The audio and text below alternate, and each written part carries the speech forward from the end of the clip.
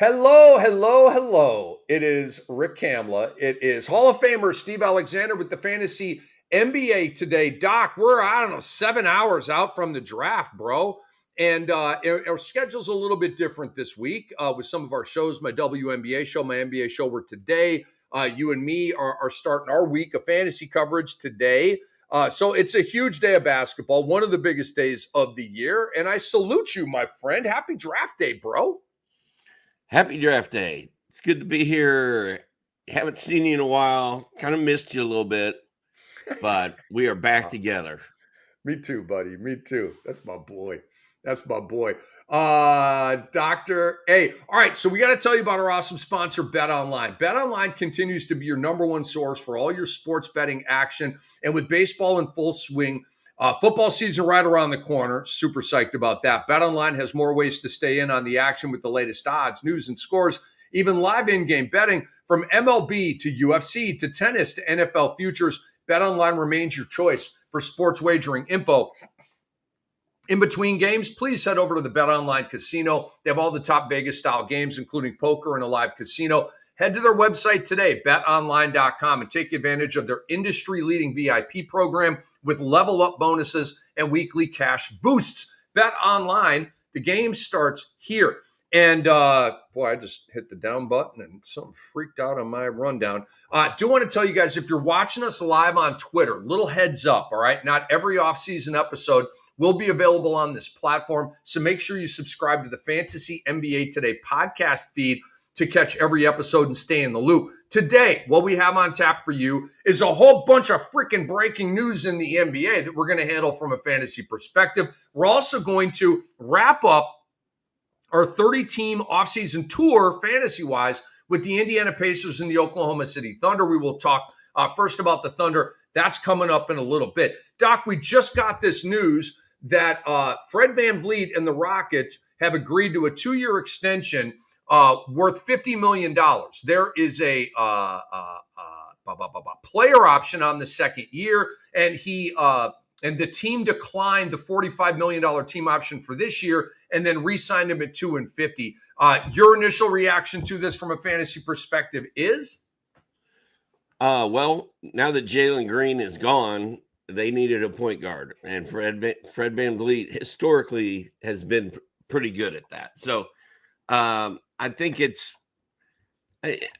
even though I've been kind of hard on Fred VanVleet, kind of down on him, and I didn't want Kevin Durant to go to Houston, I didn't want them to blow up the Jalen Green thing, may not be a bad thing. You had Kevin Durant, you now have Fred VanVleet back in more of a main role, I think, than he was when Jalen Green was there. It's probably good news for Fred VanVleet. It is. It's bad news for Amen Thompson, Reed Shepard, Cam Whitmore. It's bad news for all those guys. But Doc and I were getting big ideas in the regular season. Man, they got to just decline the team option on Fred VanVleet and move on. And Andre quickly told us there's a report, there's mutual interest in both. So, immediately I knew, all right, so he ain't going anywhere. And you already traded out Dylan Brooks, a defensive culture setter, and VanVleet was brought in to do similar stuff. So, Doc, for me, in reality, this makes a ton of sense. It's only really a 1-year deal. It's a 1-year audition for Fred VanVleet to recoup value after a dreadful season a year ago. So if he kills it, he'll opt out and then go back to the table and make more money.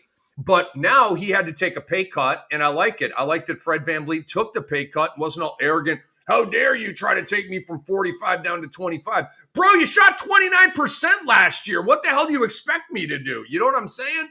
But in fantasy, I'm looking at VanVleet kind of the same this year as I was last year. I'll mess with him, but I'm not going to reach for him. I'm probably not messing with him, but as far as you mentioned, it hurts everybody else. I don't know that it really does that much because Jalen Green is now taken out of the equation. So KD's gonna. I mean, I don't know with KD and Fred VanVleet back. I guess it's not great news for other guys, but I don't think it's bad news. And then somebody's got to have to fill the hole left by the dude you just mentioned that left. Dylan Brooks. Dylan Brooks. And that might be Tari Eason. Now, can Tari Eason be healthy enough to play every night? I don't know. But it could bring your boy Cam Whitmore back into play. It should definitely be a good thing for Torrey. Pardon me. So Van Vliet going nowhere, guys. Shams Charania on the reporting there that Van Vliet is going to be staying in Houston. Now, Doc, we've had 4 trades go down since we have last been on the air. So let's start with the Kevin Durant trade. We're not doing this in chronological order. We're just going to do it in sort of order of impact. You have Dylan Brooks and Jalen Green. The 10th pick in the draft, 5 seconds going to Phoenix. You have Kevin Durant going to Houston. Doc, again, I'd like to let you go first here. Break this one down from a fantasy perspective. How are you feeling about KD? How are you feeling about Jalen Green in his new environment there in Phoenix? Well, KD on the move again.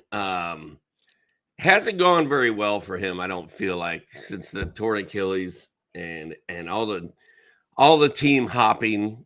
By the way, I read something today where it said the reason he got out of Golden State was because of Steve Kerr. He didn't like Steve Kerr's offensive philosophies, which I thought was funny based on the way you and I talked about Steve Kerr for the last year. But, I mean, KD's going to be just fine in Houston. He's probably going to make other guys' lives a little easier.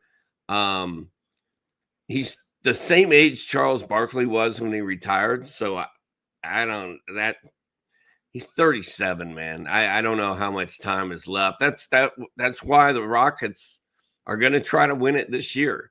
And there's so much going on in the East with all the powerhouses being down that I don't even know I don't have a good sense of who's going to go far in the playoffs in the East. I think I like Orlando, and I think I like Miami right now in the East. So, that makes the West a good battle because you still have Denver, you still have OKC, and now Houston is a player. So as far as Phoenix goes, Jalen Green and Devin Booker playing together is going to be interesting. Is Bradley Beal ever going to leave Phoenix, or is he just going to stay there until they put him out to pasture? I don't know. But man, Phoenix still looks messy, very messy to me. Couple of thoughts here. Durant is Durant. He's going to be around 27, 28, 6 boards, 4 assists, good block steals, good threes, good percentages. Nothing's going to change. He's going to be their number one option, and he's probably going to play 50 games. Okay, so I don't look at him differently than I have. I definitely would not take him in the first round. He's a late second round, early third round kind of target. Early second round, probably still, there's still too many guys before I'm starting to get into Durant and the question marks with that. I think, Doc, Jabari Smith is a huge winner here. And I just talked with Ryan Hollins, the TV analyst for the Rockets on TV, on the Sports Ethos NBA show with Rick Kamla. It'll be going out sportsethos.com and all of our feeds shortly here. And I just did the show live. He said Jabari Smith is going to start next to Kevin Durant. He's going to learn from Kevin Durant. He's going to become a better scorer because of Kevin Durant. And he said he handled all of this stuff last year perfectly and very professionally. And so he went on and on and on about Jabari Smith, dude.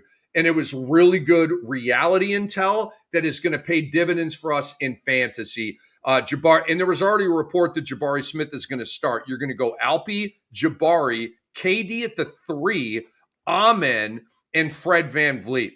That lineup is awesome. Oh, think about the length. Think about the defense, Doc. KD is a really good defensive player, bro. Huge wingspan. competitive. So that starting five is absolutely badass.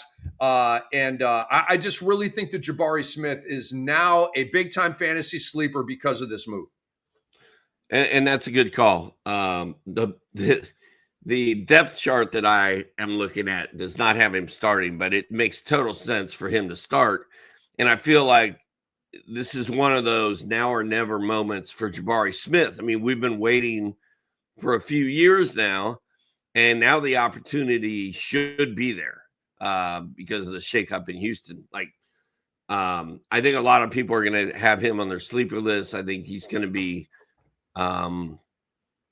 competitively drafted, and if he doesn't live up to the hype this year, there's going to be a lot of people like this is never going to happen. So it's a big year for Jabari Smith. I would just be careful. Don't overrate him because he's not going to have an Evan Mobley spike this year. He's not going to 20 and 10. Mobley hasn't been there yet, but he got a lot closer last year. Jabari could get to like a 15 and 8. You know what I mean? I just think he's going to have a solid year. But you still have FBB. You still have Alpi, Durant, Amen. And so he's, your fourth option, maybe on some nights your third option. And so don't expect the world, like 13, 14, 15 points, just a solid stat line. I'd be looking for 1 block, 1 steal, 1 3 kind of thing, thereabouts from Jabari Smith. But nevertheless, the numbers are going up. Let's talk about the next trade here. Doc, Kristaps Porzingis going to the Atlanta Hawks in an absolute salary dump by the Boston Celtics. Dude, the Celtics got George Niang and a second-round pick for Kristaps Porzingis. That's how that went down. That actually happened. And Atlanta gave up the 22 pick, a second-round pick, and Niang and Terrence Mann and got them some Porzingis. Like, I love this move for Atlanta. How about you? It's a good move for Atlanta. The problem I have is in Boston, Porzingis was a luxury item that they didn't have to play every night. In Atlanta, I doubt they're looking at him as a luxury item. They're looking at him as their chance to become relevant in the East and in the playoffs. And if you look at a starting lineup of Trae Young, Dyson Daniels, Jalen Johnson, Porzingis, and Okongwu, or you bring Okongwu off the bench and start Zach Reese-Shai. I don't know which way they're going to go there. That's a valid lineup, but can Jalen Johnson stay healthy? Is Dyson Daniels a fluke, a one-hit wonder, or is he going to be really, really good again? And what are we doing with Kristaps Porzingis? How many games does he play? Does he finish the season in Atlanta? We don't really know any of those things, but if Porzingis can get right and play, 60, 65 games, and Jalen Johnson stays healthy, I think this Hawks team has a chance to really make some noise in the East. And I love the fact that Trae Young's going to be running with Kristaps, and that's a pick and roll match made in heaven that should be really fun to watch. So I think it's great news for Porzingis' fantasy value, and not really bad news for anybody other than Okongwu in Atlanta. Some breaking news just came in. Kristaps Porzingis made his Magic City debut last night in downtown Atlanta. So it's already on and popping. That's a joke. Can we make jokes? We can't make jokes anymore, can we? Did he get the lemon pepper wing? I don't. The report does neither deny nor confirm that, nor his presence at Magic City. Okay, dude, Mr. Europe, Andre Lemush, the best producer of the game. He says lies. He says in Latvia, he is here celebrating midsummer. Porzingis is in Latvia right now. So in fact, he is not. He just debunked the fake breaking news that Kristaps was at Magic City last night. Yeah, we got bad info, bro.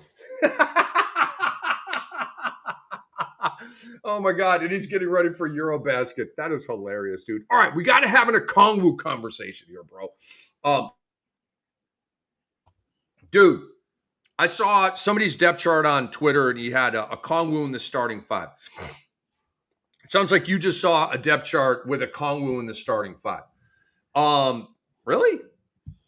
I don't see that. I see Okongwu as the backup to Porzingis. I see Risashe starting. But I also thought Risashe should have played 30 minutes a game last year, starting 73 games. And he played 24 minutes a game. So what the hell do I know? Other than, I won't even go into it. I don't know, dude. Sell me on Okongwu at the 4, because Okongwu at the 4, we still got upside. He's still in Sleeperville. But Okongwu is the backup 5, and he'll start like 40 games, right? Because Porzingis missed like 40 games. So Okongwu will start like 40 games, right? But talk to me about Okongwu. Do you think he will actually start, and do you think he will send Risashe to the bench? Because that's not how I'm viewing it right now. I don't know. I don't think it's out of the question, because I think you can play Okongwu and Porzingis together if you want to. And a lot of these teams, particularly the Oklahoma City Thunder, just won a championship with twin towers. So I don't think it's out of the realm of possibility, but I gave 2 examples of potential starting lineups there. I think that I'm leaning the Risashe, Jalen, Porzingis starting 5 with Okongwu coming off the bench. But the Hawks could easily decide to roll with Porzingis at the 4 or the 5, or Okongwu at the 4 or the 5, and bring Risashe off the bench if they want to. I think they have options here. Okay, I love where your head's at, because Okongwu is an undersized big. He is a center by definition and position, but he's 6'8", 235. Think Precious Achiuwa. Precious is about that size, right? And he, we call him a center all the time, but he's got a power forward body, at least historically. But we know that Porzingis is a wing big anyway, right? He's a perimeter big, shooting threes and living out there and doing his thing. And Okongwu is a paint big. So that actually works. Their games complement each other a little bit. I'm warming up to that. I just, what's keeping me not like hot on it is Zach Risashe was the first pick in the NBA draft. The first pick, not the 5th pick, the first pick. And you're going to play him 24 minutes a game and then now bring him off the bench in his second year. That doesn't make sense to me.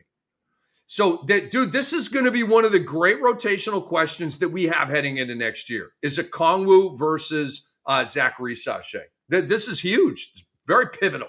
Well, and, everybody knows that it was the worst draft class in a long time, and that, any other year, Risashe wouldn't have been the first pick. And then the Hawks didn't really use him that much last year. And then when they did, he'd have 35 points and then go to sleep for 2 weeks. And then we'd see him again. We'd see him again 2 weeks later. So, and we've had plenty of number 1 picks fall off the face of the earth. Like, what was his name? Was it Anthony Bennett? Yeah. We've had number 1 picks. Remember Andrea Bargnani? Oh, I loved Andre Bargnani, bro. That was one of my boys. But yeah, so we've had guys fall off of cliffs before. So I'm just not sold that the Hawks really view Risashe as a guy who has to be in their starting lineup. I just don't know that they look at it that way. But then again, I'm not there every day like Bobby Rathman is, so I don't really know. Bobby Rath. Shout out to Bobby Rathman, baby. Shout out to him. All right, we got more trades here, dude. There's a lot of them. The Jordan Poole, CJ McCollum trade. Kelly Olynyk and CJ are going to Washington. Jordan Poole and why is the second guy escaping me right now? Oh, it's Olynyk. Or no, Olynyk's going to Washington. Who was it? Poole. Oh, Bey, Sadiq Bey. Yes, Sadiq Bey. Okay, there's a reason that I couldn't. I mean, the guy hasn't played in 2 years, in my blood. But I actually kind of like Sadiq Bey. And then there were a second round pick going one way and going the other way. This is basically a 2-for-2 deal here. Break it down from a fantasy perspective, bro. You go first. And I don't know. Looking at Washington, what is happening here? We got C.J. McCollum and Marcus Smart and dinosaur Chris Middleton. And Olynyk is in his 30s. Olynyk is... Dude, their combined age, I did this for the NBA show. Their combined age is 130 of those four guys on Washington. 130. Oh, man. It's just, and Marcus Smart, we didn't even see him last year, right? Middleton, we hardly saw. McCollum has to be like, what am I doing here? Which is, that hurts Bub Carrington. Bilal Coulibaly and Keyshawn George, are they going to have a role, or are they going to know what their role is? Are they going to both start and Middleton's going to finally be pushed out of this equation? I mean, the only thing I really feel good about in Washington is your guy, Alex Sarr.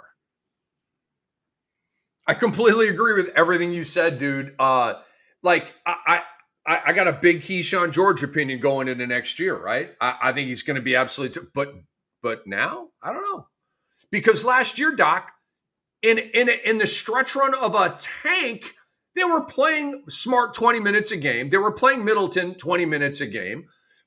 Okay, are you going to continue to do that? Like, my question is, Washington, are you trying to turn the corner and win with these 5 year ago they were pretty good vets? Or are you now a halfway house, a sort of like a Grand Central Station or an Ellis Island, where you're like a conduit from one place to the other, right, for these players? I don't see any of them finishing the year in Washington, Doc. All I see them is in the way. Washington, roster-wise, is the biggest mess in the NBA. All right, so let's talk some fantasy here. I think this is great news for Jordan Poole, Doc, because I believe that New Orleans went for him, knowing the talent and kind of a go-for-it move. I think he's going to be put up to bat for this team. We know Zion's going to miss a million games. DeJounte's not going to start the season with the Achilles. Trey Murphy's probably not going to start the season on time with the labrum. So I think Jordan Poole's going to be unleashed in New Orleans. And then I'm with, like, C.J. McCollum, welcome to the descent, right? Welcome to the descent, because his minutes are going to be down. His role's going to be weird. I mean, he's not a good fit on a young team like this. Like, welcome to weirdness and welcome to that sort of like that downturn of your career. And in fantasy, is there any life to C.J. McCollum in fantasy for you? Do you see him playing 24 minutes? Do you see him playing 33 minutes? Talk to me. I think he's going to play minutes because he's usually healthy and he's a good dude. And yeah, I think it was welcome to the descent, but Jordan Poole was kind of nice and surprising last year in Washington, and he's gone. So Washington's got to play somebody. I think McCollum could actually have an up year fantasy wise. Like I could see me going in on McCollum. I would like to see some preseason stuff before I make that decision. But out of that,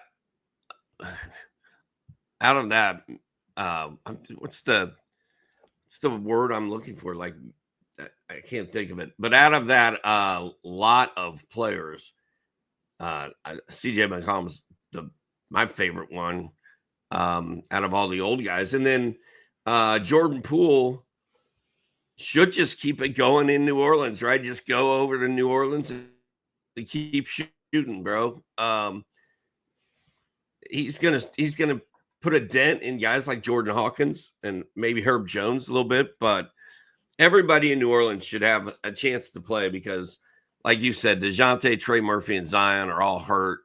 Their center is Yves Missi, who proved to us last year that he's not really a full-time center, full-time player. So it should be all the Jordan Poole we can handle in New Orleans. All right, so let's move on to the next one. And the last one here for us, Drew Holiday going back to Portland, and Anthony Simons going to Boston. Doc, I'll just tee you up like this. I am really stoked for Scoot Henderson. Scoot Henderson season is here. Get your horns up, man. I It's a hope you're horrible right, name. man. I hope you're right. How could it not be, dude? The guy that was in his way is Simons. Simons is elsewhere. Do you think Drew Holiday will come in and continue to buzzkill our guy Scoot? From what I've heard, Drew Holiday is about as happy with this trade as someone would be when they come out and find out their car got broken into. Like, he's ticked off, dude. It's like, what the hell? Where there's glass everywhere, like they What the hell busted the just- driver's side window and glass. What just happened to me, dude? Why you gotta do me like that? Oh, dude, I missed you too, man. I missed you too. We got to do more of these podcasts together, man. So anyway, if Drew Holiday is really out of the way, then yes, I think Scoot Henderson becomes hopefully a breakout star, and we finally get to see what we were promised a couple of years ago. Finally. So yeah, Simons, unlike Drew Holiday, I feel like Simons can still play.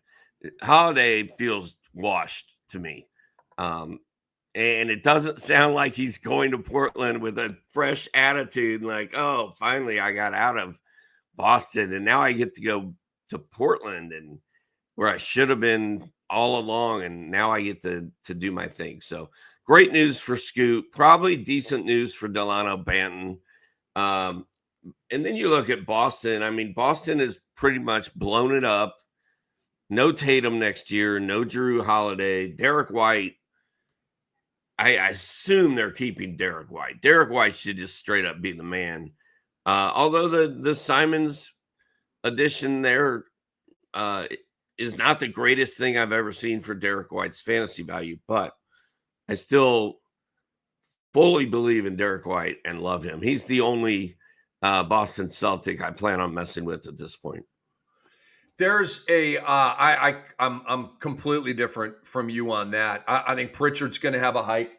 I think Pritchard's going to have a hike this year. I think Derek White's going to have a hike this year. Jaylen Brown, if he's still there, is going to have a hike this year. And I think Anthony Simon's going to have a terrific year, Doc, because you don't have Drew. Pardon me. With Drew Holiday and Jason Tatum, you probably shipped out roughly 40 points a game. Well, you didn't ship out Tatum, but he's not going to play. But you lost basically 40 points a game. So Anthony Simons is usually around 20 points per game. I think he's going to be able to get 20 points per game with Boston. I think Derek White's going to hover with that. Jaylen Brown clearly will be way over 20 if he's still there. But I really like this for Anthony Simons. It's a value going up move for him, for me. Doc, he's also in a contract year. That's literally why the Blazers traded him, because they made the decision, all right, are we paying this guy? Nobody wants to pay this guy? All right, fuck it, trade him. I mean, so that's what it was, expiring contract. So they traded him out, and now it is what it is. All right, let's one more piece of news here, Doc, to talk about. Then we're going to move into with Porzingis gone, I think Luke Cornett becomes one of our sleeper center guys that you and I can draft in the 10th round and be just fine. He's going to have a good year. So I think Luke Cornett deserves it. Al Horford could have a little surge too, Doc. But Al Horford, I believe, is a free agent, so he may not be back. Dude, our boy Al, phenomenal guy, by the way, Al Horford. I want our guy Al to go ring chasing, bro. Like, I don't know, go to the Knicks, go to the Cavs, go to the Thunder. Like, go ring chasing, bro. At this point in your career. All right, just a random take right there. Kyrie Irving, Doc, is back in Dallas. A reported 3 years, $119 million. This came down last night. So talk to me about this. Any fantasy ripples that you want to talk about that? I was kind of surprised to see it happen. It certainly hurts our super sleeper, Brandon Williams, right? Remember we talked about him last time we were together, and we're like, it sounds weird, but Brandon Williams. But you know, Irving's not going to play. How many games is Irving going to play this year? Any? He's projected to be back like around the new year, maybe all the way to February. There's no real clear target date, but it's going to be I'm projecting mid to late season. That's my calculation. I'm looking for maybe 30 games from Kyrie. Yeah. So I mean that takes him out of fantasy equations. For me, it does. I'm not. Y'all can have Kyrie. I'll see you next year with Kyrie. So it really doesn't change much for this coming season. I'm just a little surprised that he's back, but good for him. He got paid. I think it's a great move for both. Kyrie doesn't have a lot of leverage. He doesn't have a lot of reputation around the league. Dallas brought him in because they were desperate for talent. Still kind of are, in my opinion. So, I mean, you got Cooper Flag coming in tonight. You still have Anthony Davis, PJ, the centers. I mean, your team does not suck. You got Klay Thompson, who's still 15 a game, still has the occasional eruption game. So there's really, like Doc said, there's not really any fantasy ripple effects here for me, other than it. Like, I really like the move in reality. This makes sense. Not like that dumbass Josh Kroenke talking about trading fucking Nikola Jokic. I still can't believe he said that. By the way, Sports Ethos NBA show with Rick Kamla. I don't know, about 40, 45 minutes in, I go on an epic meltdown rant. Maybe it was later in the show. Andre can correct me. But had Ryan Hollins on the show, TV analyst with the Rockets. Go check it out. It was a banner episode. Doc, the Oklahoma City Thunder are champions. So before we get into their fantasy MVP and all of our segments, let's talk about them winning the chip here for a second, man. As sad as I was to see Tyrese Haliburton go down, and as sad as I was to see my Pacers not win, I was happy because I had Oklahoma City winning from about a year ago from right now. I think I predicted Oklahoma City was going to win it all. I've been telling you, Rick, that they are going to be a dynasty, and you tell me I am crazy for going there this early. But step one of becoming a dynasty is out of the way. And they got draft picks. They got Topic. They got a great coach. They've got that family vibe, that family atmosphere. As long as all those things stay there, this team's going to be great for a long time. And I think we saw what I liked about that series was, first of all, it was the grittiness of the two small markets. It was Alex Caruso and TJ McConnell just out there doing their thing that we didn't really get to see them do in the regular season because they just didn't. Their teams did not lean on them in the regular season like they did in the playoffs.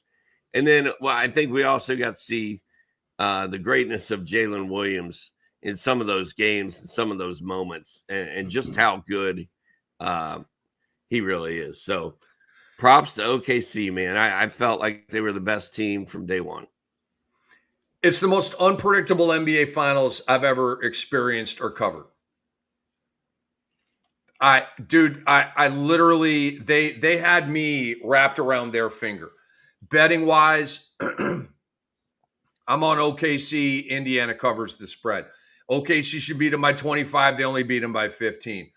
Game 3, Indy wins. Game 4, I'm like, oh my God, Indiana's going to go up 3-1 right here. You monetize it. OKC makes a miraculous comeback and Indiana scores 1 point in the final 3 minutes of that game.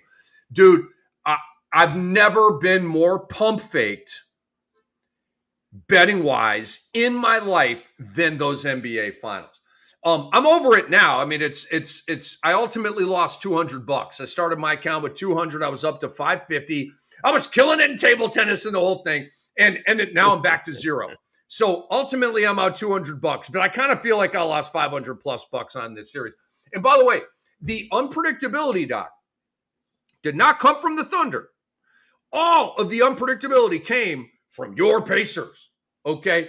So ultimately, all they did was cost me a whole bunch of money because they did not win the chip with their little comebacks and their little miraculous shots and all this kind of. All they did was cost your boy money. I'm being funny right now. I'm being sarcastic. All right,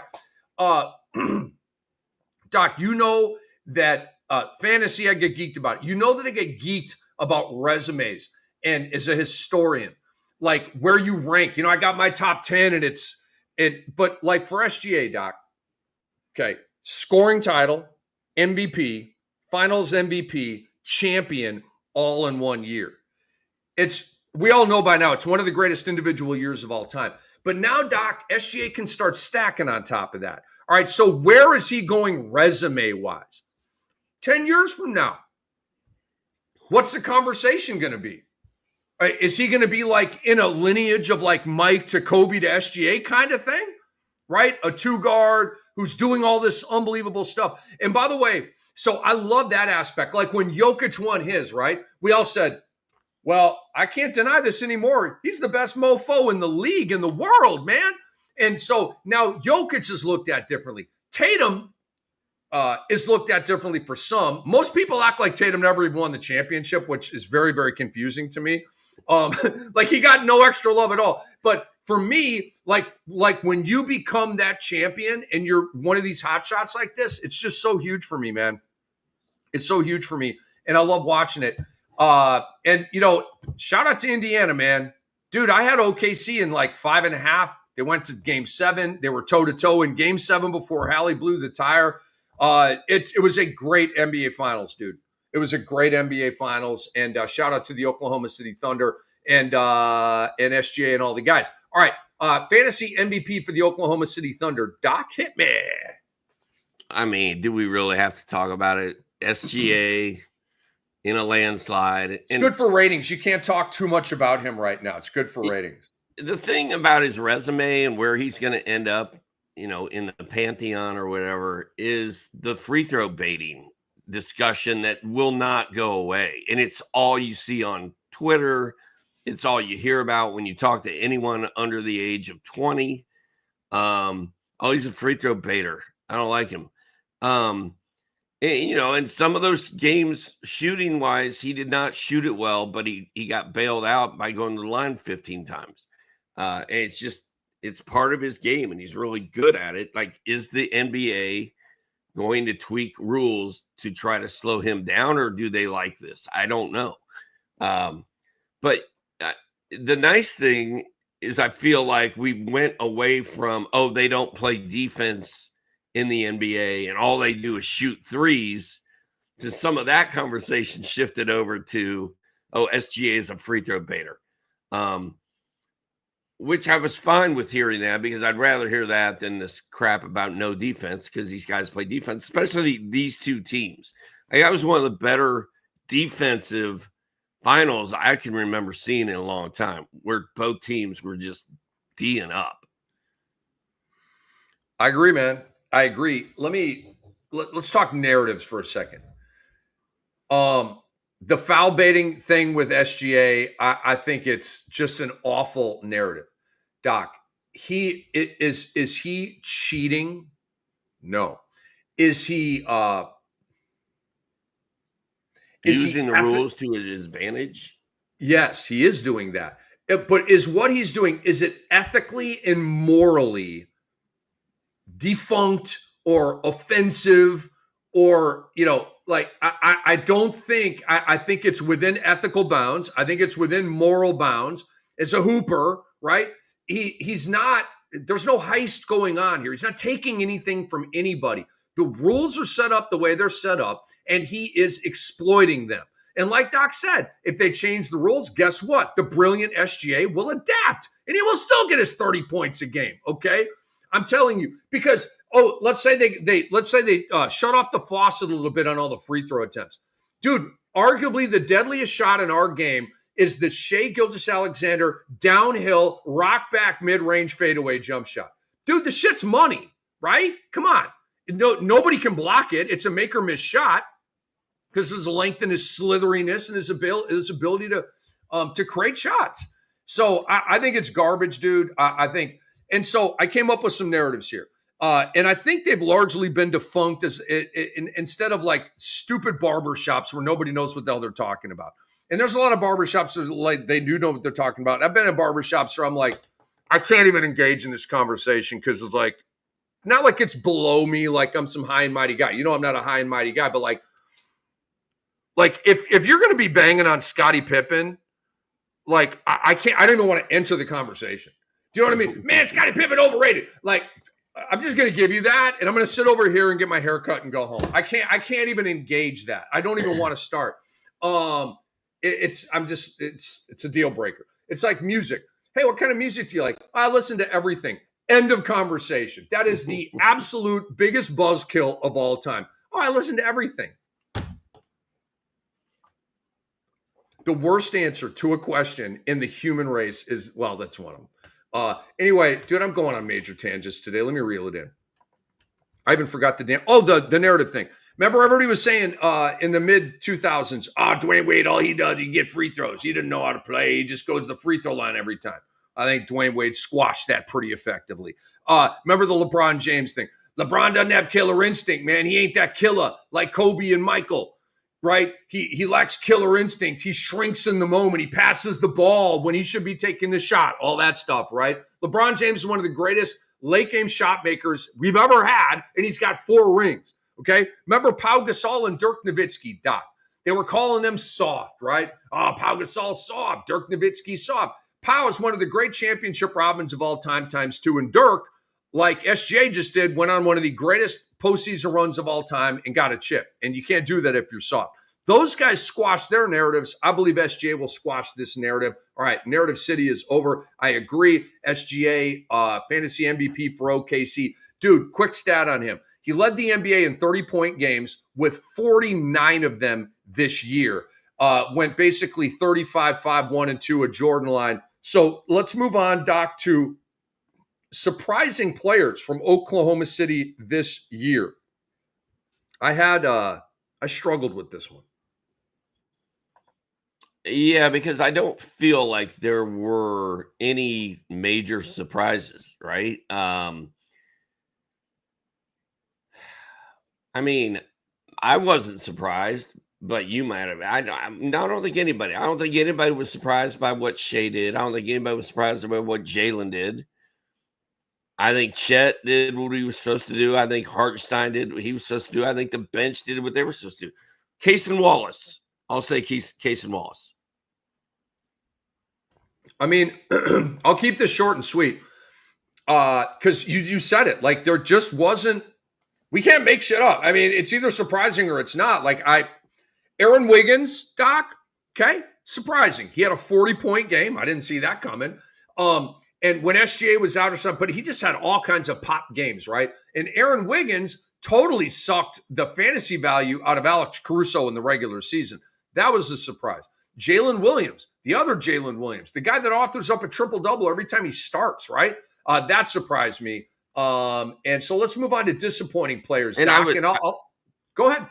No, I was going to say another surprise, but it fits right in with disappointing. I was disappointed by the fact that Alex Caruso did not have a better regular season. He only made 3 starts. He only played 19 minutes a game, dude. And this is a guy who just tore it up in the playoffs. I mean, it's just another nice little luxury item for Oklahoma City to have in their back pocket. Their deployment of Caruso told me something very, very clearly. They were saving him for the playoffs. Like, yeah, we don't need Caruso in the regular season. We need Caruso in the playoffs, right? To put blankets on guys. And Doc's right. The stats were much better in the playoffs. He had really good stats in Chicago last year, and this year his regular season stats sucked. Relatively, it sucked is strong, but relative. He wasn't a fantasy factor. And you mentioned 19 minutes. Let me give you a mind-blowing statistic on that. Alex Caruso at 19 minutes a game was 9th in minutes per game for OKC in the regular season. Is that not mind-blowing? 9th. That meant he's the 9th man, not the 6th man, the 9th man based on minutes played for Alex Caruso. And in the playoffs, Doc, on the Sports Ethos NBA show with Rick Kamla, I have Fake Shaq join me for a segment I called during the playoffs, the MVO, the most valuable other. And I come up with the guy, and then Shaq either co-signs it or tells me I'm full of crap, right? And so he agreed with me that Alex Caruso was Fake Shaq, that is, was the MVO of the entire playoff run. So Alex Caruso did get some love and get an award for his unsung hero-ness in the playoffs. And then loosely and jokingly, Ousmane Dieng. It was a disappointment, Doc. The lack of playing time for Ousmane Dieng. I wonder if TJ McConnell and Alex Caruso are going to be drafted in fantasy leagues because of people that watched the NBA Finals.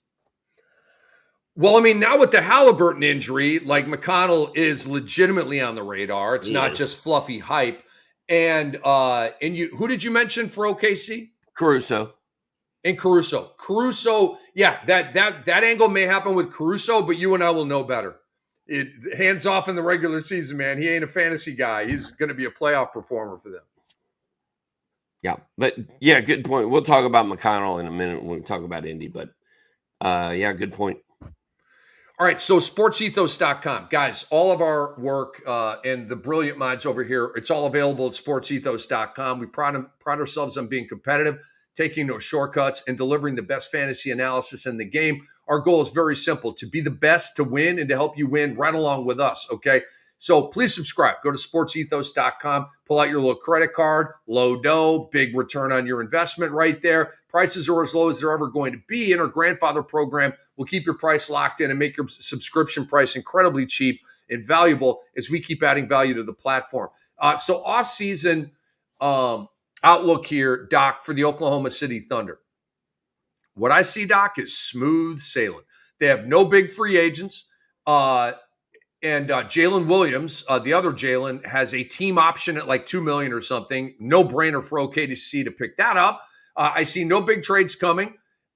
It's in the draft, they have the 15th pick tonight. They have the 24th pick tonight.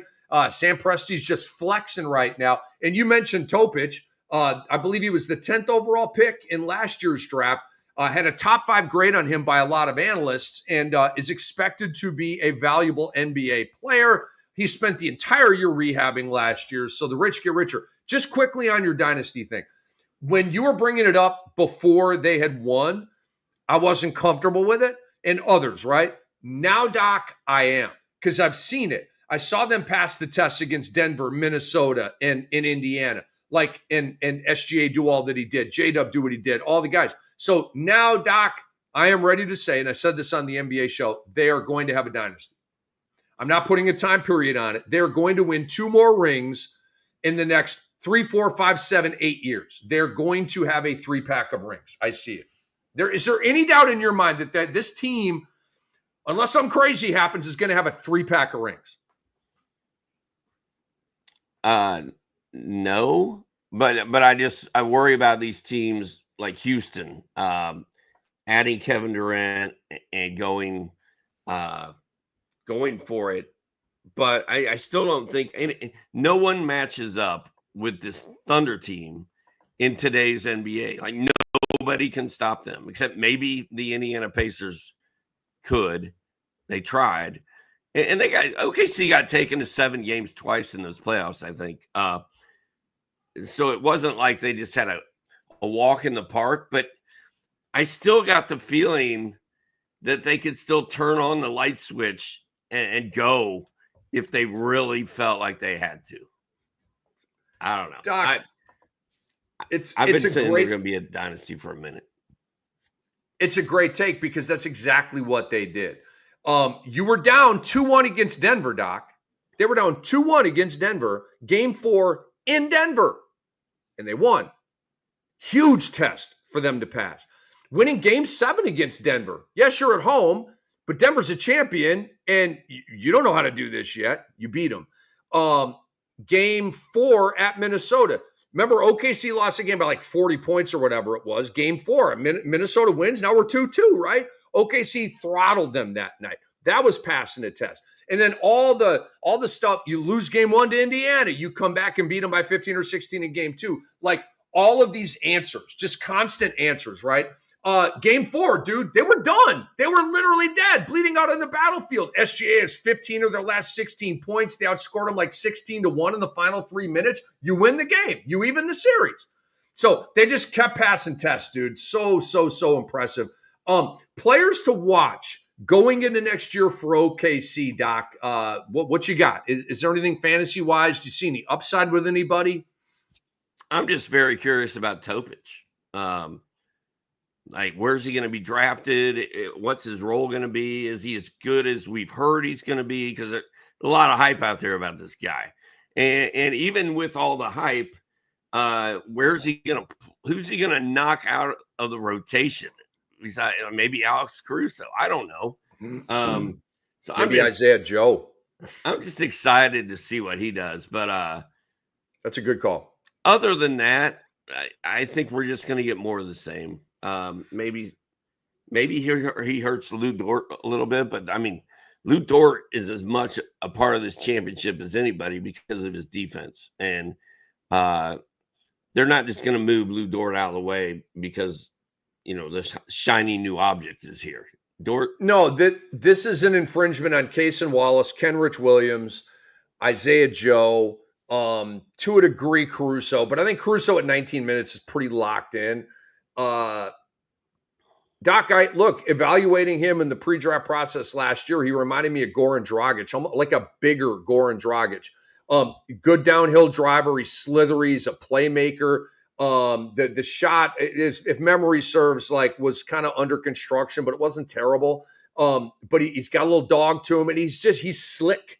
The word that came to mind watching him, in the international stuff was just slick. He's a slick player. And I like slick players. Slick players are skilled players. And Andre is co-signing me on the shot. Not a bad little scouting report there on Topic, huh? And on the Dragic comp, dude. If Andre is Mr. International Basketball, if Andre is co-signing a take that I have on an international dude, I feel like I'm nailing it. Okay, so it doesn't happen very often, and it doesn't happen very often. All right, so for me, what I'm watching, Doc, is a possible breakout season for Chet Holmgren. Like, do we get a little bit of a bump up, right? Because last year he was hurt, came in midstream. Like, can we go up 2 points a game? Can we go up a rebound a game? Can we go up 0.4 blocks a game? Like, we may get the same exact season, right? But I wonder if we can get a little bit more from Chet.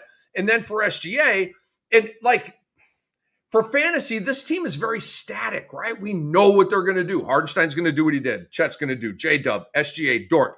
Those dudes are all going to do next year what they did this year. But for SGA, it's, do you win another MVP? Is he the best player in the world? Like, if next year, will you kind of pull that away from Jokic? Because right now it's a tug of war. So I think SGA is primed to win another MVP. All right, Doc, let's talk about the Indiana Pacers. What was your let me give you my reaction to Tyrese Haliburton's injury, and then we'll go into our segments here. So I'm at Hat-Trick Sports Bar in downtown Tampa, Doc. I'm eating some chicken wings, and I'm watching the game, and I'm like, "Oh, this is so good, game! Oh, Haliburton with another three!" And I said, and then we all knew right away, right? I'm like, "No!" I said no like 20 times over a 5-minute span, and was completely distraught. Take me into your thoughts when you saw Hallie going down, and then how do you see this playing out moving forward? Just the same thing. I mean, he got off such a hot start, and there was so much hope and promise. We're watching Game 7, which we don't get to do that often. And then he went down, and you knew what it was, and it was kind of heartbreaking. The air got sucked out of the room, and I just kind of assumed it was over at that point. So, and it kind of was. So it was just it was sad. It was a good run, and then all the Hallie stuff afterwards. Oh, I'd do it again. It was, he's just such a Indiana team guy. Like, he's endeared himself to Indiana forever. I think he endeared himself to America with this run. I think he won over America. I really did. SGA, I don't know, maybe some Americans are like, he's Canadian. I don't look at it that way. I don't care if you're from Cameroon or Canada. I don't care. But maybe some Americans do. I don't know. But maybe SGA already won people. I don't damn know. He's the MVP of the league. But Haliburton had the overrated thing on him, and Nobody can say that now, not even hater-ass players. And like everything that people love about the NCAA tournament, I feel like we got from Haliburton in these playoffs, like all those big shots and all those big moments. Good call. Last year's NCAA tournament was kind of boring, honestly. Like there weren't a lot of magic moments, I didn't think. And Haliburton gave us 4 or 5 by himself, let alone the Pacers on that little destiny run. It was just entertaining to watch and be a part of and enjoy. So, and I think you're right. I think he did win over America. So I may be stealing from another segment, but who cares? We're talking Pacers fantasy. Let's talk about the fantasy ripple effects of this injury, Doc. And so for me, I'm looking at Nebhard. I'll check. I mean, like, I think TJ McConnell's going to have an uptick. I think Mathurin is very interesting to me, but the guy that I am effing know is going to take off next year without Haliburton, it's Andrew Nebhard, bro. He is going to flirt with triple doubles. I see a lot of 15, 6, and 8 lines from Nebhard next year, like just goody lines. Not a great 3-baller. We got to get the steals a little higher, but I think he's going to be a PRA machine next year for Indiana. So talk to me about the fantasy ripple effects of Hallie most likely missing all of next year. Well, I think Nemhard slides over to point guard. Like you said, he's going to start every game over TJ McConnell. McConnell's still going to be his backup. And I think Nemhard is going to go off. I think you're going to be able to get him at a bargain basement price, just because Nemhard is not a face of the NBA. Like you just don't know who he is. And a little bit you learned in the finals, but the average guy is just like, oh, Andrew Nemhard, he played for the Pacers. Like, you don't even really know what he does. So I think Nemhard's going to be a steal. And then the big question after that becomes who plays shooting guard. And I think we saw your guy, Benny Mathurin, have some big moments in these playoffs and in these finals. He actually won a game or two single-handedly for Indiana. And he can play, man. So do they turn him loose at shooting guard next year? Or do they start McConnell and Nemhard together? I don't really know, but I think Mathurin has a chance to break out next year. Completely agree. I think Mathurin's going to start, Doc, and probably get up to about 20 a game. Here's the problem with Mathurin. The box score doesn't love Ben Mathurin. I always feel like my eye test is so much more. It's greater than what I see in the box score. Like I like how he plays. He's swaggy. He's a dog. He talks trash. He'll come downhill on you. He makes shots. I like Ben Mathurin. I liked him going back to Arizona when he was the Pac-12 Player of the Year, and a Player of the Year candidate for all of college basketball.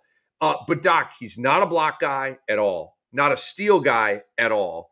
He's not a big 3-point shooter because he's a slasher and he's Schroeder-esque, right? Like he likes to drive and get buckets. He's not just a catch and shoot guy.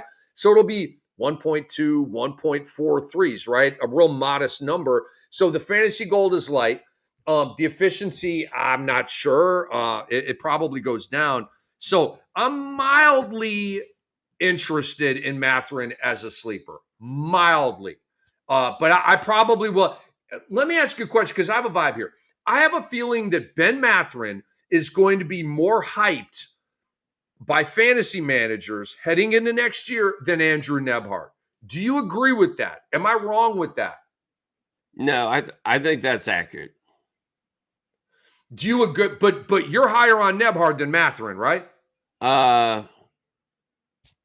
Right now, I would say yes. I can't promise you that when draft day gets here, I'm not going to be more excited about Mathurin.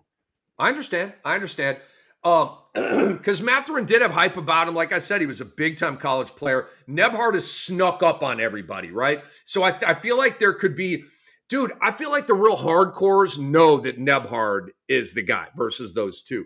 But not everybody that plays fantasy hoops is hardcore like we are. You know what I'm saying? So, and they may be more casual on the fringe and more susceptible to buying the hype. All right, so we agree right there. Let's move on here, Doc. Who was your fantasy MVP for the Pacers last year? It was Haliburton, even though he disappeared about once every 2.5 weeks. He'd have a dud, but then he'd come back and ball. And it happened all year long. And he got off to kind of a rocky start, but the Pacers had the best team in the East over the second half of the season. And Haliburton was out there doing it all. And then after the playoff run, I don't know what else you could say, but it was Haliburton. Pascal Siakam was very good. Miles Turner was very good. But for me, it was Haliburton. For me, it was Haliburton as well.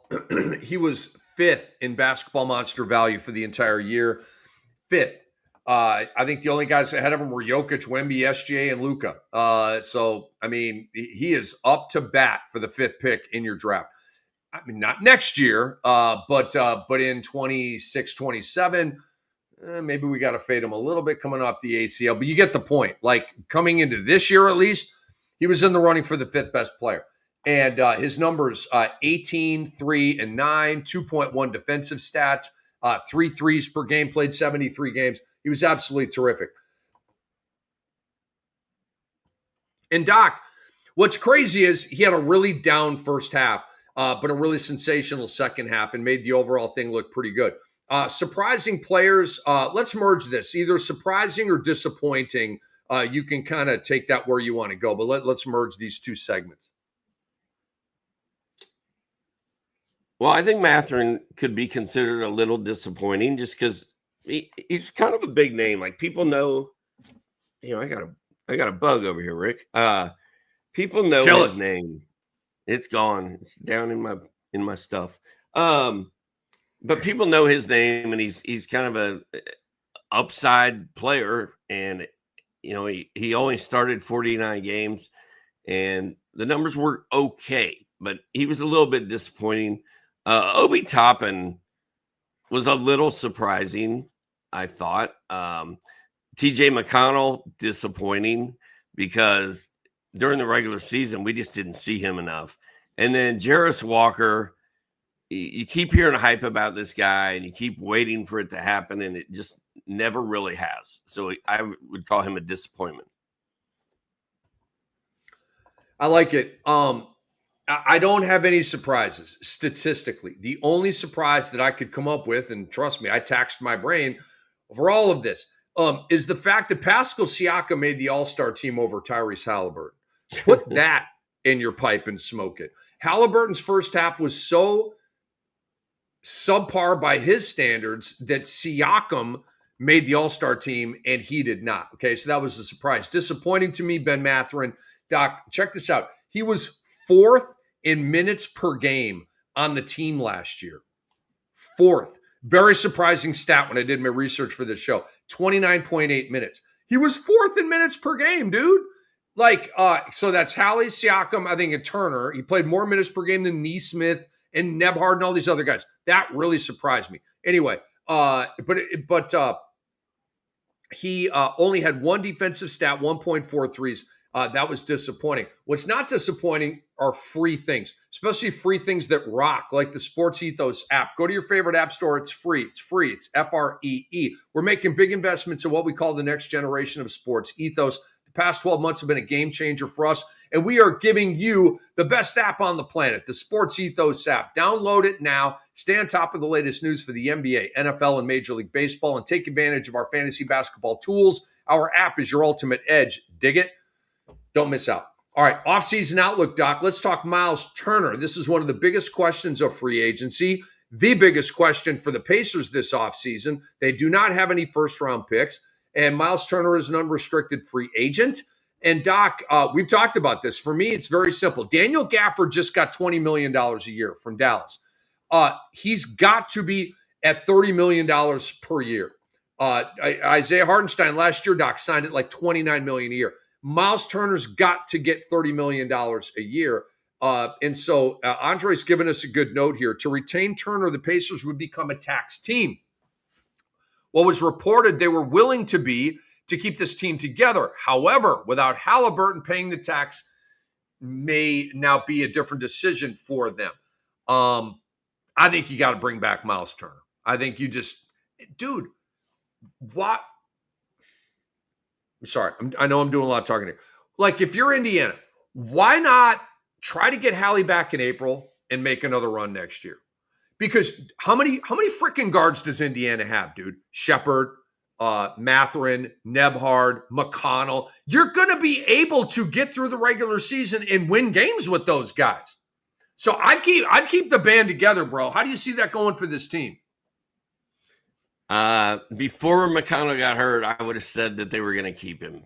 Now, I feel like LeBron James and Luka Doncic are coming after Miles Turner, and they're bringing the Brinks truck, bro. And they're bringing everything, and they're going to wine and dine him. And